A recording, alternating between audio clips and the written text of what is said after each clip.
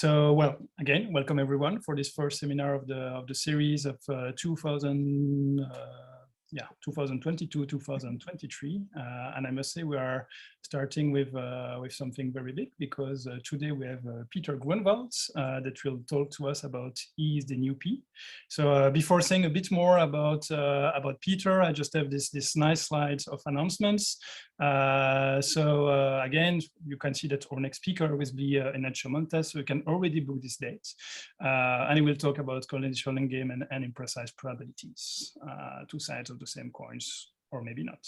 Okay, so now let's get back to our invited speaker. So I want to thank Peter to having accepted to give this talk. I must say I'm quite excited. So we didn't meet quite a lot with Peter. I remember that at least one time was in Utrecht when there was the Excaro conference, where Peter was giving a tutorial, and I was as well. So organized by Linda van der Graag. And yes, but I know the work of Peter, so I'm quite excited to look a bit more into it. So Peter has been associated with imprecise probabilities for time to time. So with robust Bayesian, with the problem of dilation, with the problem of updating. So he's very familiar with imprecise probabilities, I would say. But as head of the group of the machine learning group at CWI Amsterdam, he's also a very big name in machine learning, and especially he's also well known for his book about MDM, so minimum description length principle.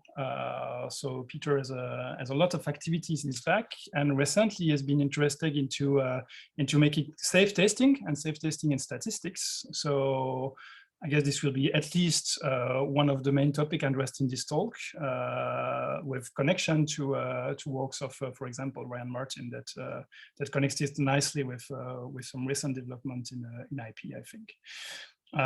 So after all that, Peter, I will just leave you the floor. Okay.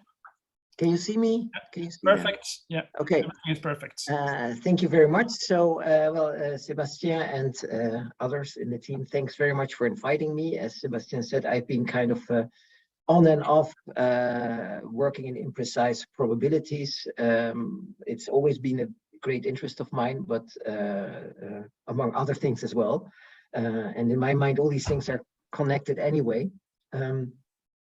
So this talk is about something called E-values, which have come up in the last 3 years, although the idea is much older, but in the last 3 years, they've suddenly kind of attracted a lot of interest as something like an alternative for p-values, which can be used to get evidence against the null hypothesis in testing, and can also be used to design like a more robust version of confidence intervals. So I'm going to talk about that. And when I proposed this topic, there was the question like, is this really ISIPTA? And the answer is yes and no. So I'm going to focus on a new aspect of these E-values. Of course, I'm going to explain what they are from scratch, because not many people know them, but something that has not been written about at all in those last 3 years, and that has an implicit relation with imprecise probabilities. Unfortunately, I got the flu last week, so there's not as much imprecise probabilities as I hoped for. So the kind of direct link will only come at the very end of the talk. But I can promise you, do wait for that, because there is definitely this link.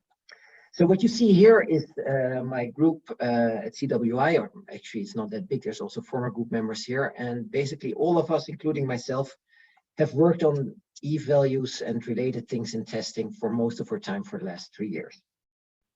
So what is this about? Well, I first want to ask you a question. Does anybody know who these two people are? And you can put your answer in the chat, I guess. I don't know if I can see the chat, actually. Wait. No, apparently nobody knows. Is that true?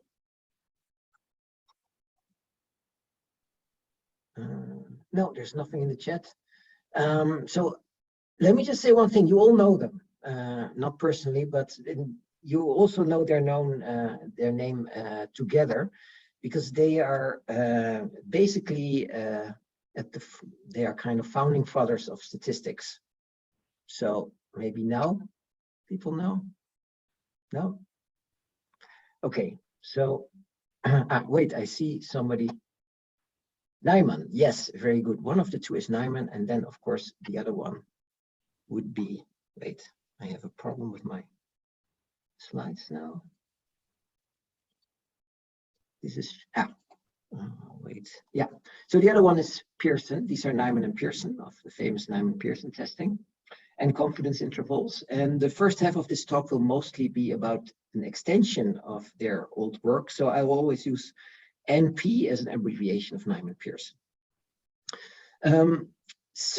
There is this strange thing about Nyman-Pearson testing, or at least I always found it strange. I'm not the only one, but you don't hear it so often, which is that it's Nyman-Pearson testing is still the dominant way of doing statistics, basically. And if you want to do more general uncertainty quantification of estimation, it's usually still done with confidence intervals, which is also from Nyman-Pearson. And the underlying philosophy there is what has been called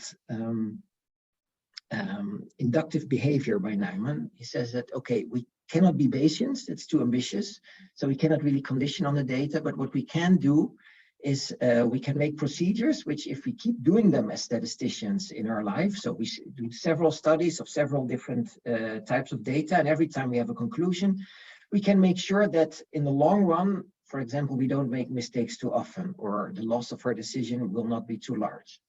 So Nyman sees statistics basically as decision theory. He says we want to have decision rules, which for individual data tell us, for example, reject or accept a null, or make a certain prediction for a certain loss function. And then in the long run, because we want to make sure that the expectation of these losses or the probabilities of errors are bounded, and in the long run, if we keep doing this, we will not make mistakes too often. So that's the underlying fundament, that's the foundation why it would make sense at all.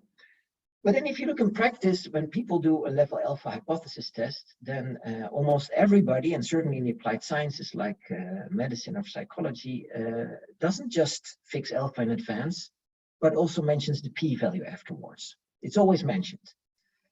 But this is strange, and it's actually not even really clear if Nyman and Pearson really wanted the p-value to be mentioned, but later on it became, maybe also because of Fisher, it became the habit.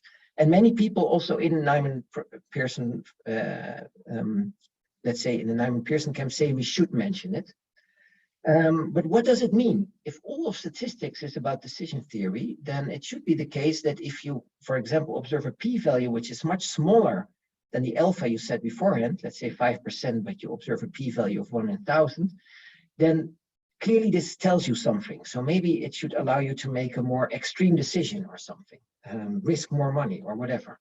But it's not clear what. It's not clear what you can do with a small p-value. So this has also been called the problem of roving alphas, because what practitioners often do when they see a very small p-value, they cheat. And then they say, well, if I saw p is 1 over 1,000, well, maybe now in my paper, I will write that alpha was not 0.05, but that alpha was also much smaller, because then it looks more impressive.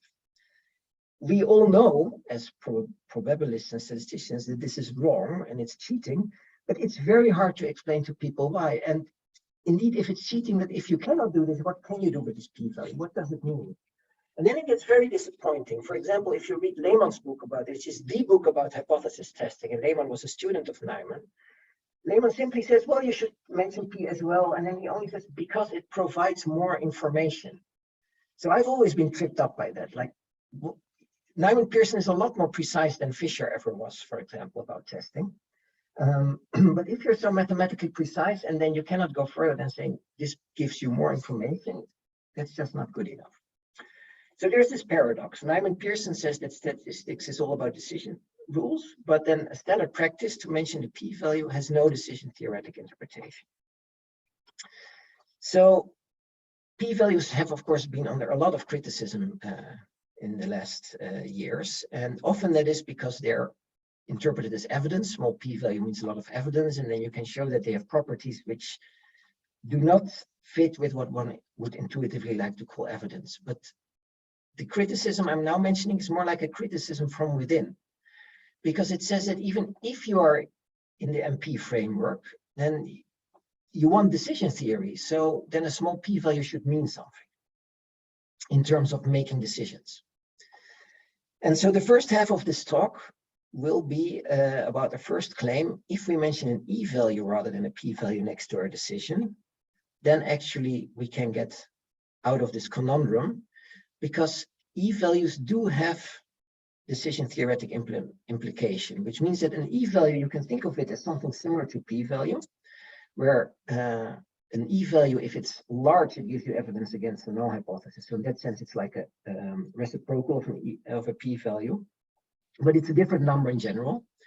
And as we will see, if you observe a much larger e-value, you can actually use this to make more aggressive decisions, and you still get guarantees on the losses you make with those decisions. So in that sense, in contrast to the p-value, the e-value, if you would mention it alongside your accept-reject decision, does have a decision theoretic interpretation. And this is something which I think is a very strong reason to indeed mention e-values rather than p-values next to your results. And of course, e-values are not the same as p-values. So what will happen is that sometimes when, in terms of p-values, we think we have a lot of evidence against the null, we will have a little bit less with these e-values. Now, the second contribution, and here's more linked to ISIPTA, is that you can transpose this idea to confidence intervals. So just as originally Nyman-Pearson started with null hypothesis testing and p-values and used that to construct confidence intervals basically by inverting null hypothesis tests, you can do the same thing with e-values. And you get something which has been called an e-confidence interval. But here we will be very bold and we will interpret this as a kind of posterior, which is a bit different from a Bayesian posterior. But we will see that this can be done in a meaningful way, and that's where there's a link to ISIPTA concepts. But to explain all this, I first have to go back to a very old paper by Wald. So that's actually basically the third person who is behind the classical Nyman-Pearson theory. It's sometimes called Wald-Nyman-Pearson theory. So I'm going to do this before I'm going to explain to you what e-values are. So please bear with me. I'm first going to have to explain the problem with p-values before I can explain the solution with e-values. So what we're going to do here is we do something which Wald already did. We're going to reformulate Nyman-Pearson testing in terms of losses rather than errors and risks rather than error probabilities. So this is, I'm sure you've seen this if you know complete class theorems, for example, you've seen this. It's really very simple. So if you have a hypothesis testing problem, then there's usually two hypotheses, the null and the alternative. And we have to do accept the null or reject the null decision. So we say accept the null, we code that as action 0, and reject the null as action 1. So there are two actions, 0 and 1. There's a state of nature that's theta, that's also either the null is true or the alternative is true.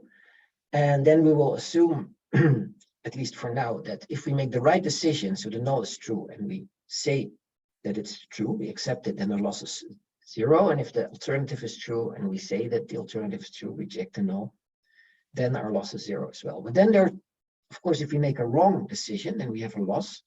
And there are two types of losses, the type 1 loss, which is if the null is true, but we say it's false, and the type 2 loss, if the null is false, and we say it's true. So normally you work with significance levels alpha and error probabilities bounded by alpha. Now we're going to work with bounds on risks, and risks are always in decision theory expected losses, and we can see that we can do essentially the same thing with this reformulation. So we fix some upper bound L, and in the remainder of this talk you can always take it to be 1, because basically if you divide everything we do by the constant L, then it will be 1 and everything will work the same. But in general, it's nicer to formulate it. So you have some kind of upper bound. It's like you absolutely don't want to have expected loss more than L if the null is true. So you want to have a type 1 risk bound that over all distributions in the null, because in general, the null is a set. It's not just one distribution, but it's a set of distribution. The expected loss you make, if the data comes from the null distribution, of the loss you make if the null is true, because the data comes from the null, and you make some decision, is bound by L. So delta is your decision rule. It maps the available data. So you observe some data Y, and in light of the data, you either accept or reject the null. So you have some expected loss, like if the loss is 0 and given the data, you say 0. I accept the null, your loss will be 0, but if you reject it will be 1. And you want to have a type 1, you want to have a decision rule, so basically a learning algorithm, a statistical procedure, which given the data either tells you accept or reject, such that its risk is bounded by L.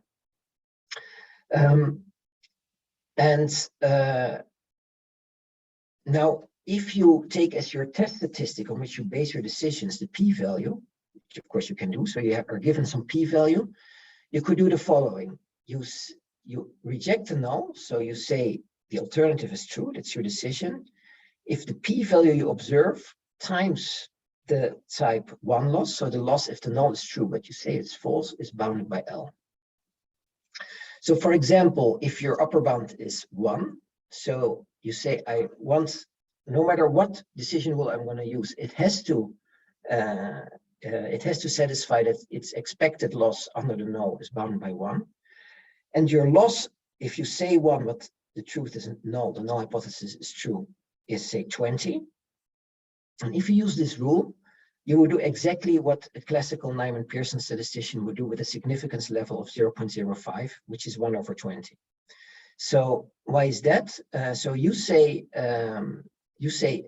reject, you make decision 1, if the p-value times 20 is bounded by 1, so if the p-value is smaller than 1/20th. So it's exactly the same thing, but now you reformulated your rule as saying like you accept, you reject the null, sorry, if p times the type 1 loss is bound is smaller than your bound L. And basically, so among all rules which satisfies this, they're exactly the rules which have this risk bound by L.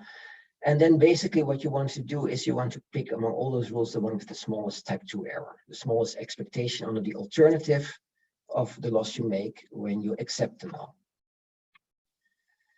So this is really just Neyman-Pearson theory, but reformulated in terms of losses rather than probabilities. It's in a way, nothing is really different. But now we go to something which is usually not considered in Neyman-Pearson theory, which is, however, rather strange because it is in practice, I think, very important. Because in practice, it's often not a matter of accepting or rejecting the null. Often there are more than 2 actions. So a case in point is when we had this pandemic, then there were these massive tests of COVID vaccines. And originally it was thought that, okay, we should, we either accept the null. So in this case, accepting the null means that the vaccine doesn't work, or it really meant that it would have efficacy less than 30%. Then we just won't vaccinate anybody. Or we reject the null, which means we say the vaccine works. That was defined as having an efficacy larger than 50%. And this is also what we found. And then we would know that it works. But in practice, of course, we're not interested in just knowing that it works. What we really want to do is decide, like, should we vaccinate the population or not?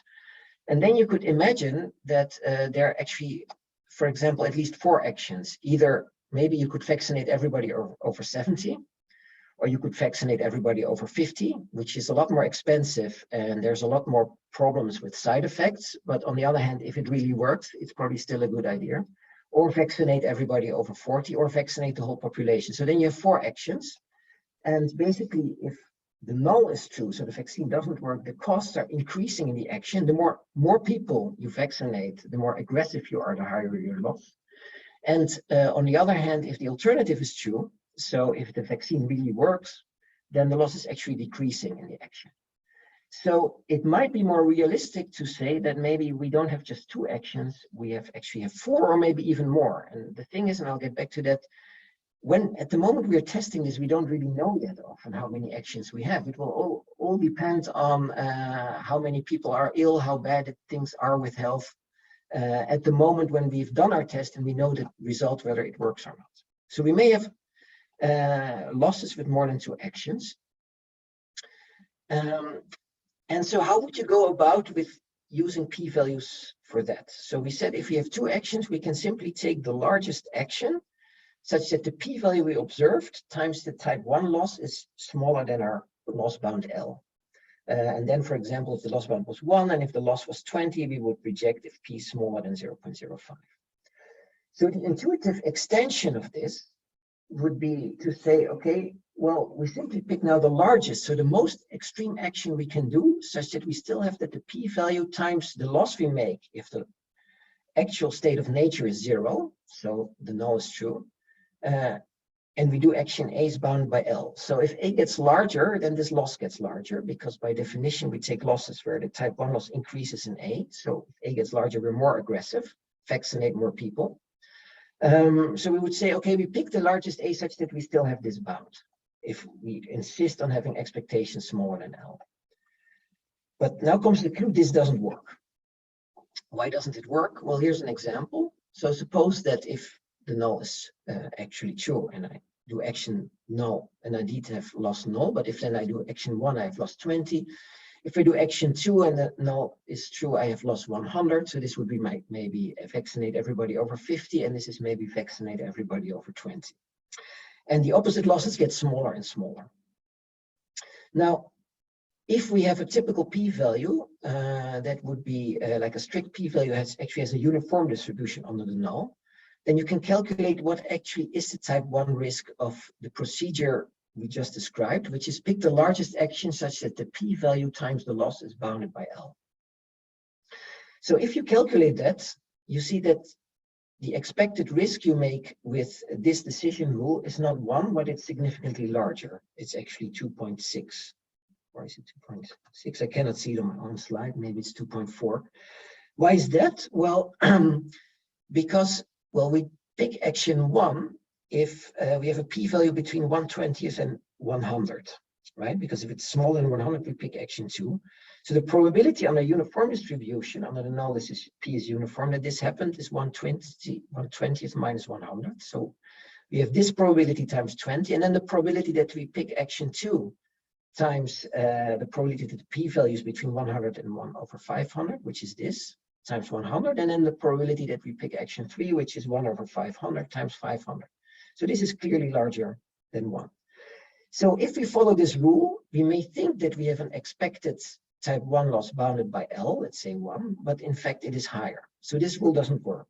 And it's not easy to repair the rule. And in fact, nobody has ever told me how to use a p-value together with a loss function like this and get a risk bound. Whereas a risk bound is what we want in the Nyman-Pearson paradigm.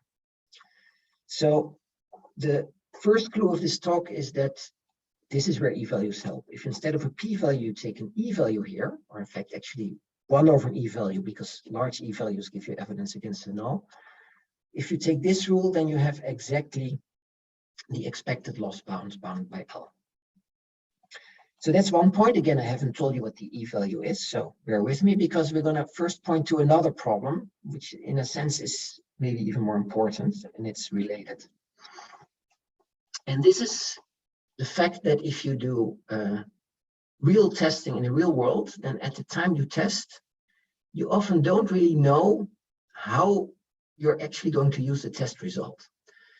So for example, at the time we did the Pfizer COVID tests, we did not know really very well how bad COVID was going to be. We did not know how fast it would spread.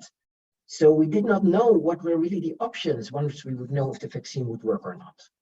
So in practice, it may often be that the actual decision problem is determined only after you've seen the data and after you've done the testing. So the way we formalize this is that you have several loss functions. So they're parameterized by a parameter B, where each one is a type 1, type 2 loss function, like with the Nyman-Pearson paradigm. So if the null is true, then if A gets larger, your losses increases. You do a more aggressive action. If the alternative is true, if A gets larger, your losses decreases. But the actual value of the losses, or the rate at which they increase, at which A gets larger, may depend on B. And in practice, you get presented the actual B, so the actual decision problem you have to solve after you've seen the data. And actually what you get to see may depend on the data in unknown ways. So if things happen like this, so you get to see a loss function after you've done your test. So you have a p-value now, but you haven't decided on an action. So now you get a loss function, you have to play an action. Now your intuitive p-value based decision rule would still be take the largest action if you want to have a bound on a type 1 risk, such that the p-value times the loss you make, and this is now the loss you're actually represented, is bounded by the upper bound you want, by this L. And again, this doesn't work at all. And now it even doesn't work even if all these losses have only two possibilities. So even if no matter what B you see, there are only two actions, accept or reject. If the losses may change depending on the data, then you get a different, then this rule doesn't work. Why is that? Well, first I need to define what is actually type 1 risk in this setting where the loss is determined after the data. So the way we formalize this is that we say that, okay, you get data, this is Y, and under the null, this is distribution on null, and then you get to see a particular loss function B, and this B is distributed according to some distribution which may depend on Y. So B may actually be a random variable that's a function of Y, or it may be completely independent of Y, or it could be anything else. We just don't know.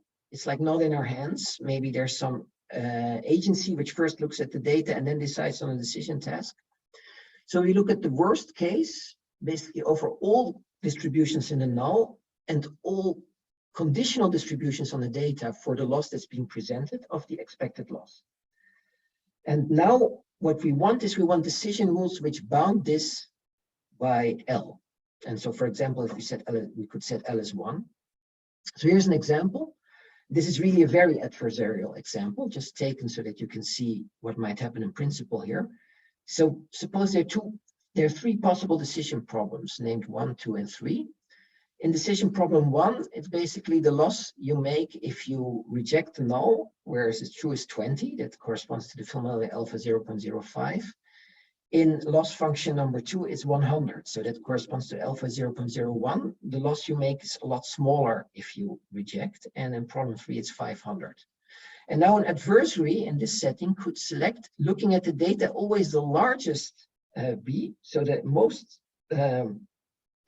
difficult loss function, as it were, such that you would just reject the null. So if an adversary would do that, then clearly the expected risk, if you follow the standard decision rule, would be 3 and not 1. Because basically, whenever your p-value is smaller than 0.05 but larger than 1 in 100, you would be presented this one. Whenever it's whenever it's smaller than 100 but larger than 1 in 500, you would be presented this one. And if it's smaller than 1 in 500, this one. So then in expectation, you have to add 1/20th times this one plus 100 times this one plus 1/500 times this one, you get 3. So again, you don't have your risk bound. And then again, it turns out that if you're in this setting, then if you don't use p-values, but you use the same rule, so you pick the largest action A such that 1 over the e-value times the loss you make if the null is true and you do action A is bounded by your risk bound, you do get the desired type 1 guarantee. So your expected loss, your risk under the null is bounded by L. Now the question is, of course, why is this relevant? Isn't this too adversarial, like loss functions which are decided in light of the data? And my claim it's not. Why not? Because at least maybe in some situations this is too adversarial. But if we're working in science, and that is what statisticians still mostly do, like in medicine, then scientific results go on record, and they are often not used directly, but used years later. So think, for example, of some new chemical was tested because it seemed to have a beneficial effect on blood pressure. And they found that indeed with a very small p-value, it had a very positive effect on blood pressure. So this was published in the New England Medical Journal, great, but making that medication was like super expensive. So at the time, it was a nice result, but nobody did anything. And then 5 years later, there's a technological breakthrough. And this medication suddenly can be made for a fraction of the money before. So now an entrepreneur wants to think, should I put this medication on the market? Because now it's cheap. And for that, the entrepreneur has to somehow solve a decision problem, right? There are certain losses, like there's certain costs, still costs in making the medication. And there are certain benefits, and like he can sell it for a certain amount of money, or people get better. So the company which may want to put this drug on the market has a certain loss function, but it has to use data which were maybe established 5 years ago with a completely different loss function or a completely different alpha in mind. So what we really want is a method where the result of the statistical test, if it's kind of summarized in a number, like a p-value or an e-value, can be kind of matched to loss functions later. And the loss functions actually may depend on the data, because maybe this technological breakthrough only came about because the earlier data gave a small p-value or a large e-value. So there are all these dependencies in science which determine whether or not we make a medication or whether or not we do a follow-up study. And we want to formulate evidence in a way that we can be flexible about that. We can, after having decided on the data and looking at the data, we can say, okay, this is our loss function. This is our decision problem. And with e-values, that's possible. So finally, now I'm going to tell you what is an e-value.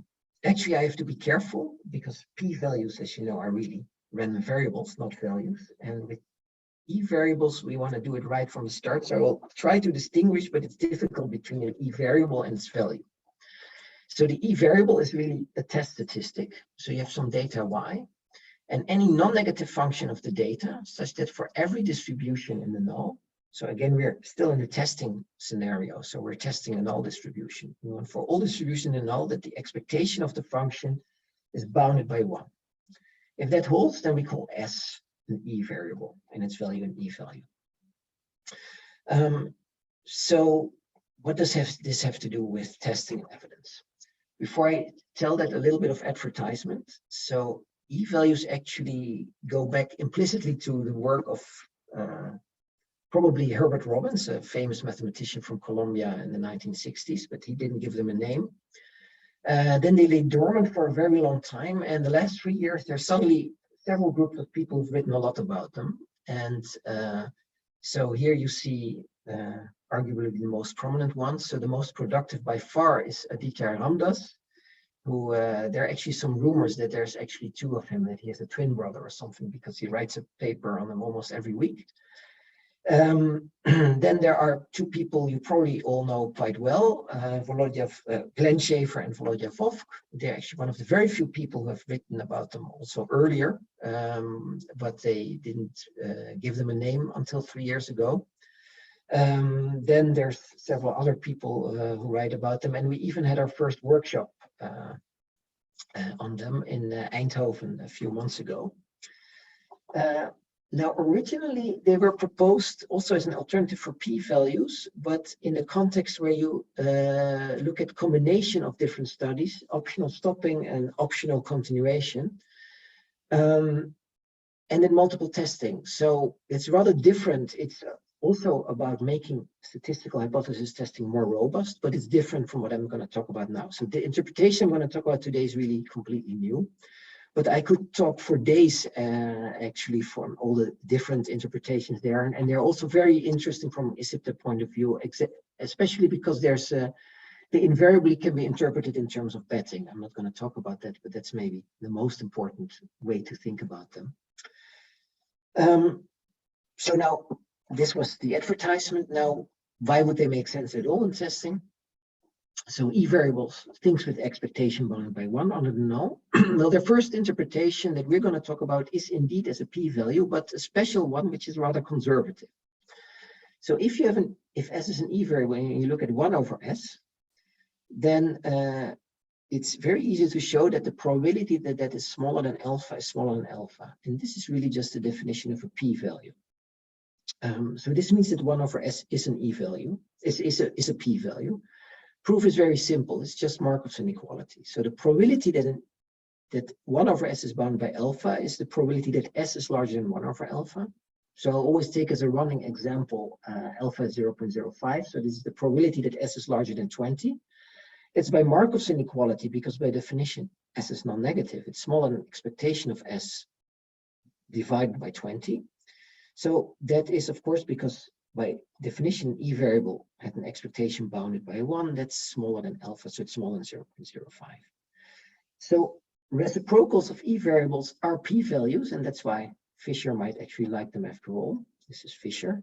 But for p-values, you usually try to get this to hold with equality or almost equality, where for p-values, there's actually some slack in this inequality. This probably is typically significantly smaller, and there's a reason for that. So they are p-values, but they're not the p-values that are usually used in Nyman-Pearson testing, because they will give, for the same data, they will give a larger p-value. They will give less evidence against the null.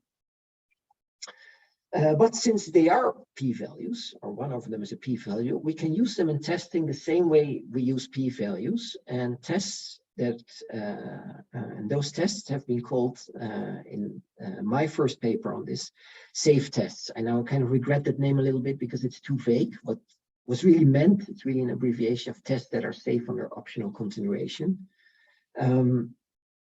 Well, this name has stuck. So, but basically what we just do is we just do a classical Nyman-Pearson test where we treat them as a p-value. So we fix an alpha in advance, say 0.05, and we reject if we observe an e-value that's larger than 20, larger than 1 over 0.05.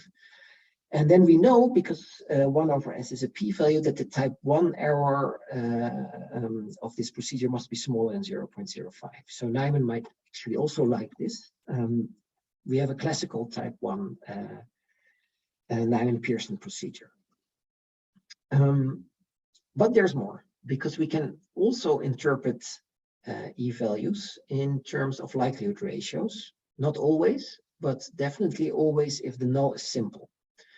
So if we have a simple null and a potentially composite alternative, so the null is one distribution, this is a set of distribution, then the way Bayesians measure evidence against the null is by basically a marginal likelihood ratio. So they call it a Bayes factor.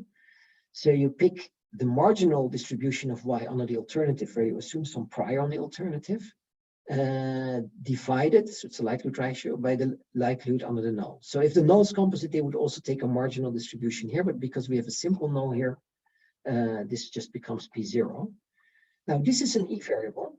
Why? It's very easy to see. Well, the expectation of S is just the integral of P0 divided by times this likelihood ratio, so the P0s cancels, and because P, this marginal likelihood actually defines a probability density, the integral over y must be 1. So this S is actually an E variable. Its expectation is 1 and it's non-negative.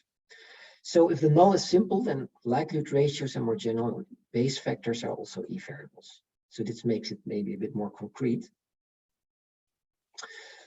So this is Jeffries, who invented the Bayes factors. So he might also be happy because when the null is simple, then with Bayes, then E variables are also Bayes factors. And notice that it doesn't matter what prior W1 we choose. We always get a Bayes factor here. So I'm not going to talk in this talk about composite nulls, but just to tell you that it gets more interesting in a way if the null is composite. You can also make E variables if the null is composite, and then the connection to Bayes factors is not direct anymore. Some E variables are still Bayes factors, some Bayes factors are still E variables, but not in general. And actually most of the work we have is about composite nulls, but for simplicity today I'm going to talk about simple nulls only. So now we know an E variable. So now we can put everything together and go to the clue of the talk. So remember, I promised you that we're going to take a decision rule where we have some loss, where the loss we actually get to see may depend on a date and it's indexed by some b. So we get to see a loss function L sub b, and we want to have a type 1 risk that's bounded by L. So we call this a generalized Nyman-Pearson problem. It's generalized because the type 1 risk is not just the expectation of the loss, but it's the supremum of expectations where y may depend in arbitrary way, where b, the loss you get presented, may depend in arbitrary ways on Y, on the data. And so we're going to take as our actions, our decision rules take the largest action for the loss we are presented, such that 1 over the E variable times the loss we make if the null is true and we do action A is bounded by the risk bound we want to have. So in practice, this might be 1, and we want to have expected risk. So we want to have this expectation be bounded by 1, no matter how B is defined, because we don't know in practice. And I promise you that with E variables, you get this. And what I call the GMP lemma, generalized Nijman-Pearson lemma, actually tells you that this is true. If you have an arbitrary E variable S, so arbitrary random variable with expectation bounded by 1 and non-negative, then the loss of this procedure is bounded by L. The expected risk of this procedure under the null is bounded by L. The proof is super simple.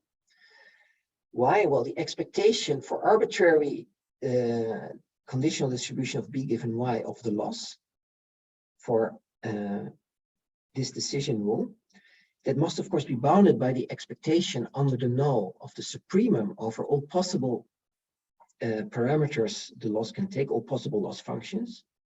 So if we take this rule, then we always take an action such that the loss is bounded by this upper bound L times the E variable evaluated at Y. So we have loss bounded by L times S of Y.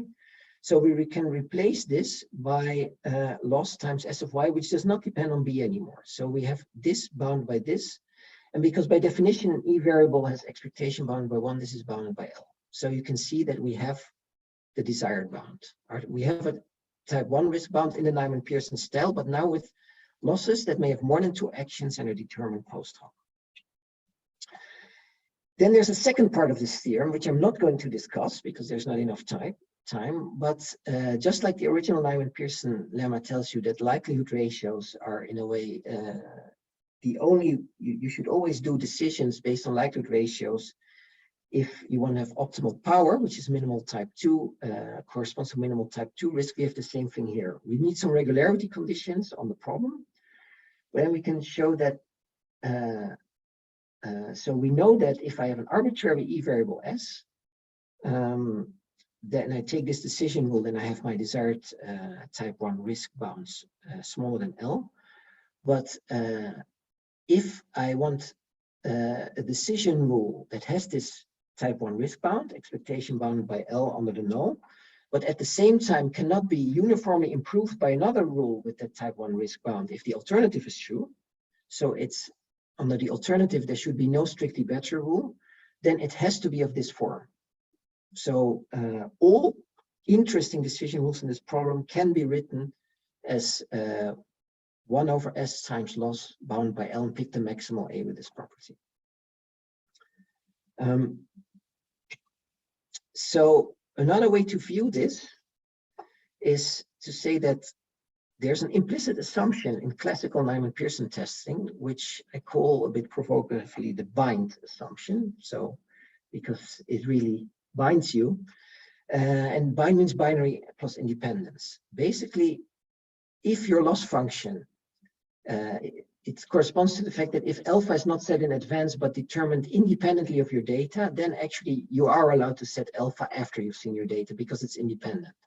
And here similarly, if our loss function is determined independently of the data, and at the same time it can never take more than 2 values. So either you accept the null or you reject it, and if you reject it, you have a certain L which may have different values. It may be very large or very small, but this value has to be determined independently of the data. Then you can use the decision rules with P values instead of E values. So basically you might say that classical testing has this binary plus independence assumption. The loss has to be independent of the data, the actual loss function you're going to work with, and there have to be only 2 possibilities, accept or reject. So now we get to the ISIPTA part. Well, it should be okay. I need about 10 more minutes, I think. This bind assumption is not just in there in testing, but also if classically you want to use confidence intervals. Or what some of you may have heard of that, instead of people sometimes use confidence distributions, which are something like a frequentist alternative to a Bayesian posterior, which you have to be very careful how you use it, which looks like a Bayesian posterior, but the interpretation is that, let's say, the 95% posterior credible region is not interpreted as a credible region, but as a confidence interval, a 95% confidence interval. Then there's also objective base posteriors, where you have an objective base prior, say Jeffreys prior, and you use a posterior. And for example, for some models, Jeffreys prior has the property that the posterior credible interval can also be interpreted as a confidence interval. But all these things, when you use these things, they're again only valid if this assumption holds. And this is something which people very often don't realize. So when I talk about these things, they say, well, but you shouldn't do testing and p-values, you should do confidence intervals. But you have the same thing. The confidence interval really has this implicit assumption in there that, well, we will see what this means. In practice, I think that if we're in a situation where the actual costs of different actions are determined in a way we don't know by the data, and may depend on the data, we should replace these posterior confidence distributions or confidence intervals by something which is a bit more conservative, which I call the E-posterior. So what is that? Well, they actually have been used within this E-value community to give something which is called anytime valid confidence intervals. Again, I'm not going to talk about that here. That's kind of the classical way to think about them. Those are confidence intervals that are valid if you stop at arbitrary moments and you don't specify the sample size in advance. But there it's always just like classical confidence intervals for fixed alpha. And what we really want is something like a confidence interval where you can determine alpha after you've seen the data, which is of course impossible. We cannot really do that, but we can do something which comes close. So just like p-values can be used to make standard confidence intervals, e-values can be used to make e-confidence intervals, which we now call e-posteriors. So let me just give you the definition. So suppose I have a statistical model. Let's say for simplicity, it just has one parameter, and I have a collection of e-variables. So for every theta, as theta has expectation 1 under theta. So it would give you an e-variable in a test of whether the theta is true or not, if the null hypothesis is theta. So I call it an e-collection. Now, e-posterior relative to this collection is simply defined as 1 over the e-variable. So basically, if the e-variable is large, for theta, this gives you a lot of evidence against theta. So you have a lot of evidence against theta, so then the e-posterior will be small. Small e-posterior for theta means a lot of evidence against theta. So the prime example, simplest example again, is if you take as S theta base vectors. So you have some prior, like Bayesian prior. So then we have seen that this is an e-variable, right? Because its expectation under theta is 1. So this is an e-variable, this likelihood ratio base vector, and it's by definition this. So this means that under our definition, we can take this to be an e-variable. It's the reciprocal of this, and that can be written as the posterior of theta given the data times the prior, and this is known in Bayesian statistics as the Savage-Dickey ratio. Now, why would we want to do this? Well, first, let me give you an example. So let's take the normal location family with variance 1 and mean theta, and let's take a normal prior with, let's say, mean 0 and variance 1. Then, of course, we all know that the standard posterior is normal again. And if you divide the posterior by the prior, you divide two normals and you get this formula. So you get this kind of thing in advance, and then you get something which looks like a likelihood of, or a posterior. And then there's this kind of term which depends on the value of the maximum likelihood estimator. So basically, what this means is that the evidence here you get against theta upon observing data y.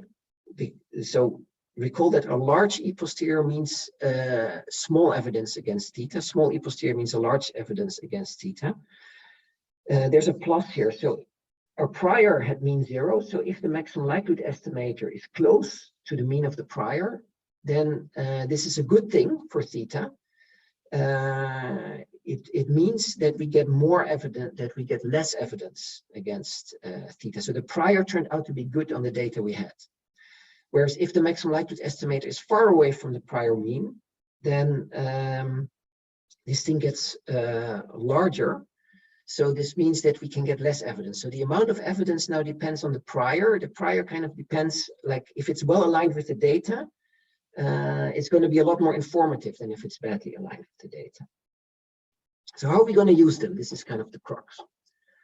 So now we're going to make a variation of standard confidence intervals, which I call risk confidence intervals. So it's basically what we did with Nyman Pearson was we translated error probabilities to risks. Now we're going to translate confidence intervals to something which is somehow related to losses as well. So like in standard confidence intervals are actions, we can think of this as a decision problem, and we get some data and then we have to output an interval. So for example, we output this interval, theta left to theta right, and the actual loss we make depends on the true theta from which the data are generated. And it would be 0 if theta is inside the interval. So if we give an interval and we say we think theta is in there. So if theta is in there, our loss is 0. If it's not, our loss is 1 times some b. So the loss we actually get, we get presented a b, and it's linearly related to how bad it is if theta is not in the interval we give. So here it's linear. You could generalize from linear, but with linear you get easy formulas. So I'll stick to linear. So decision rule is now an interval, confidence interval basically, which may depend on the b we see. So we call it a risk confidence interval if basically it gives you coverage. It gives you the same thing as in classical intervals, confidence intervals. You want for all distributions in the model, for all these distributions, you want that their expectation of the loss is again bounded by some L. So you set L in advance, and now you want to make sure that no matter what you output, you don't want to have this thing to be too large. So note that if you output the whole interval of all thetas, then your loss is always 0 because theta is always in there. So you want among all things you could output, all intervals you could output which have this property, you want to output the smallest one. So if you take L to be 1 and you can assume B to be constant, then this is simply the same thing as classical confidence intervals because this is an integer function. So if you take B as 20, for example, then what you really want is the expectation of 20 times this indicator function is bound by 1. So you want to have that the probability that theta is outside of the interval is smaller than 1 over 20. So then any risk confidence interval with fixed B is 20 would be just a standard confidence interval at the 95% level, 1 minus 5%. But what we will do again is that we will allow B to be determined by the data in unknown ways. So in some cases, it will be a lot more important to get things right than in others, and the problem is more important. And then it turns out that things don't work anymore if you use standard confidence intervals. And again, as I said, we say that a confidence interval, if you have two confidence intervals, then the narrower the output, the better it is, of course. But it has to be it always has to satisfy this. So how would this work? Well, again, if you could think of B to be standard, to be fixed in advance, then you would want to output a standard confidence interval. So for example, if B is 20, it's a 95% confidence interval. So you would like to output in the normal location family, the maximum likelihood estimator minus 1.96 over square root of n, because that's the standard 95 confidence interval. And with objective Bayes methods, because their credible intervals are confidence intervals, you would like to output again the same region in the posterior. So around the posterior mean, which is in this case is the maximum likelihood estimator, you take a 95% probability interval. So this would work if B would be set in advance or if B would be set independently of the data. But if B can depend on the data, this can fail again dramatically. And in the paper, we actually give an example where B depends on the data in such a way that if you do this, and you do this many times, then your average loss will actually go to infinity, whereas each time you think it will be bounded by L. Because each time you see, you get to see importance B, You take the 1 minus 1 over b confidence interval, then you think you have expected risk bounded by L, but actually your expected risk will be a lot larger because B will in reality be determined by the data in such a way that you always it's similar to what we had with the p-values, where if you see more extreme data, an adversary could make you do more extreme actions so that you get larger losses. You can do the same thing here and things go wrong. But you can do this with e-values, with these e-posteriors as well. And then again, the problem goes away. So again, our loss is we output our actions, our confidence, our intervals. Our loss is we make a loss if the true parameters outside the confidence interval and it's weighted by B. So what we can now do is for any given data point Y, and then we of course also get to see the importance. We just don't know how it depends on Y. We pick the confidence interval such that this is kind of the logical extension of the rule we had before. The maximum over all theta of the e-posterior of theta given Y of the loss we make with this confidence interval is bound by L. So again, we look at this value rather than the standard base posterior or the standard confidence interval, and we take a confidence interval such that this thing is bound by L. And then we want to take small confidence intervals. So this procedure indeed does have risk bounded by L. So again, this works. So basically what will happen here is that if B gets larger, normally you would already, if B gets larger, you would pick a wider interval, because if, let's say, if B is 100, you want a 99% confidence interval, so it gets wider. But here it gets even wider than normal, than with standard confidence intervals. It gets like a fraction wider. So I will show you pictures in a moment, but first we can make things a little bit easier. Because in practice, of course, if you want to have an expected bound L, and you know that your risk is 1 if theta is not in the interval you give times B, then if B is smaller than L, you can automatically have this. You just output the empty interval because then your loss is B and it's always smaller than L. So loss is only non-trivial if B is larger than L. But for non-trivial B's, the maximum in this rule is always arrived for e-posteriors, which at the maximum, which at all points outside the interval are smaller than 1. An easy calculation shows that. But this means that this maximum, so this maximum tells us, if we have this property, we know that our expected loss is bounded by L. But because it will always be achieved at a p-bar which is smaller than 1, we can replace this p by what we call the capped e-posterior. Remember that an e variable is larger than 0, but it can be smaller than 1 or larger than 1. So standard e-posterior can also be larger than 1, which is very counterintuitive if you think of it in terms of probabilities. But we can also replace this by its capped version, which is never larger than 1. So we can also put p cap here, and then we still have that if we have a confidence interval with that bound, that always satisfies this, then we have that its expected risk is bound by L. So what does that now mean in practice?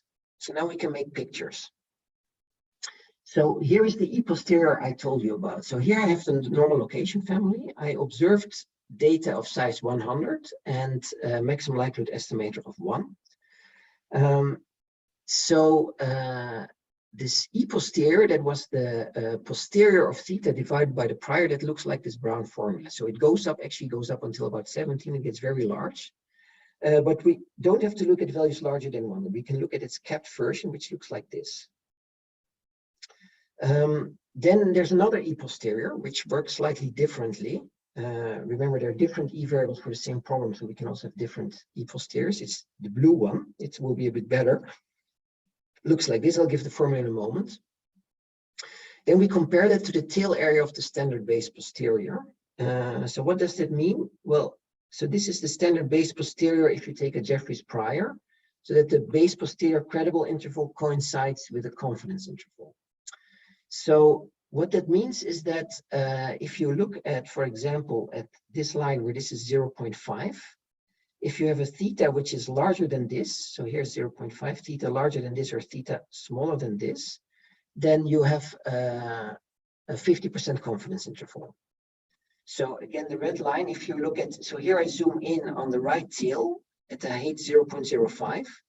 So this is this base credible region. So this means that it hits where it hits 0.05. If you take the interval of theta larger than that, and then the others, and then the symmetric interval on the other side, you have a 95% confidence interval standard. And in fact, you'll see that. So we know that standard confidence interval have 1.96 divided by square root of n. Here we have n is 100. So this is indeed the point where we are 1.96 divided by square root of n away from the maximum likelihood estimator. So this is the 5% confidence region for base. So we see that with this brown thing, we're more conservative because we only hit 5% region here. And with this blue thing, which is another E-posterior, we are at the 5% region. We're actually, again, more conservative than base, but still a bit less conservative than this one. And we can show that, so we can show that we can create an E-posterior for this problem, the normal location family, where the 95% interval is theta hat, and then instead of 1.96, we have 2.72 here. So we have a factor 1.4 wider than the standard Neyman-Pearson interval. This is the best we can do with E-posteriors. So this means that there's a price we pay. Our confidence intervals will get wider, but now they are totally robust as to how important the problem is. If basically the importance of the problem is told to you after you've seen the data, so your indicator function is weighted by some b and b is determined by the data in a way you don't know, you can still use the brown and the blue one, but not the standard confidence interval, which is the red one. So what is this best E-posterior?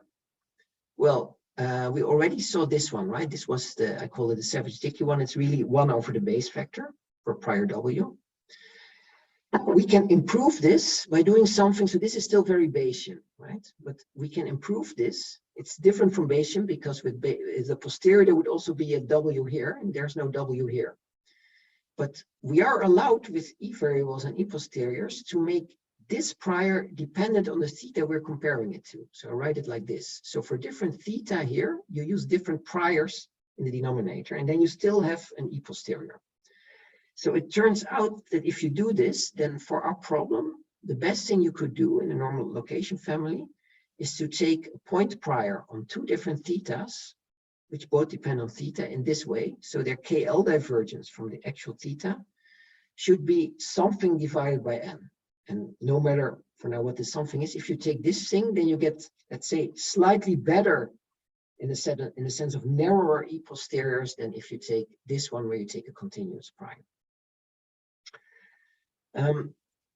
So this was basically what I had to tell you, but now we get to the connections to ISIPTA, because this kept E-posterior looks very much like, I think, like a Martin-Liu inferential model. You can actually prove that it satisfies, if you use it for making inferences about theta, it satisfies what Ryan Martin calls validity, but it satisfies a much stronger property. And of course, it will be wider than standard confidence intervals. So it's more conservative than standard inferential models, but I think it is one. I haven't proved it formally. And in general, you can think of this, this very much looks like a possibility distribution. And I'm not an expert at all on that, but I would like to know, is it really a possibility distribution? How are these things related? I'm sure they must be related. And this decision rule I gave, this maximized decision rule, is there something in possibility theory which has a counterpart of it? So we have this max E-posterior times loss decision rule, and we can prove frequentist bounds for it, which will simultaneously for all theta in our model. So I would like to know, like, what is the connection to possibility theory? There's one more issue, which is like, if you look at the, if you compare this to standard Bayesian risk assessment, so if you have a loss function and you have a decision rule, So you make some action which depends on the data, and you have some true parameters theta, and you look at the expected posterior loss. So this is now the standard Bayesian posterior. You can actually write that in a very unusual but trivial way as the expectation under the prior rather than the posterior of this E-posterior, because that was the posterior divided by the prior, so the priors cancel, of this loss function. So the Bayesian assesses the risk given a certain posterior of a certain decision rule by this formula, whereas we assess it by taking the maximum over all thetas of the posterior, the E-posterior times the loss, which could also be written as the max over all possible priors of the expectation over that prior of this E-posterior. So you see that what we do here, it can really be understood as like we uniformly are more pessimistic than a Bayesian would be about the losses we expect to make in the future. And so the question is now, maybe we can do something in between. Maybe we can kind of restrict this. Bayesian only has one prior here. We have the set of all priors. Maybe you can look at a convex set of priors. And then we're really into ISIPTA territory. So if people are interested in working on this, I'd be very interested to talk more to you. Because there's lots of ideas here and there's just no time to work them out. And I'm also not nearly an expert enough on possibility theory. So that was basically it. Well, given the time, I'll just stop here. I have a name for everything we do here, which I call quasi-conditional, but I'll leave that given the time. So I talked for exactly an hour, so that's actually too long. So sorry about that. And now it's time for you. Thank you.